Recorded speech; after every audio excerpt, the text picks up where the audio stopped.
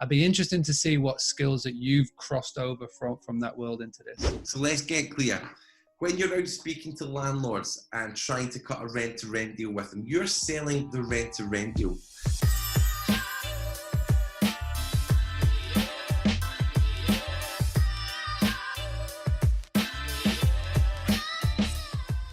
Without having those sales skills of being able to negotiate, build a relationship with the landlord and being able to position and sell the deal, as I do, I wouldn't be able to get the deals that I currently get. So from the sales side of it, I've taken a huge amount of the skills that I learned and everything that I did in sales before and applied it to the property side of things. What advice would you give to somebody who's right at the very start and they're looking to now approach these landlords and letting agents to get involved in SA? Put stupid simple.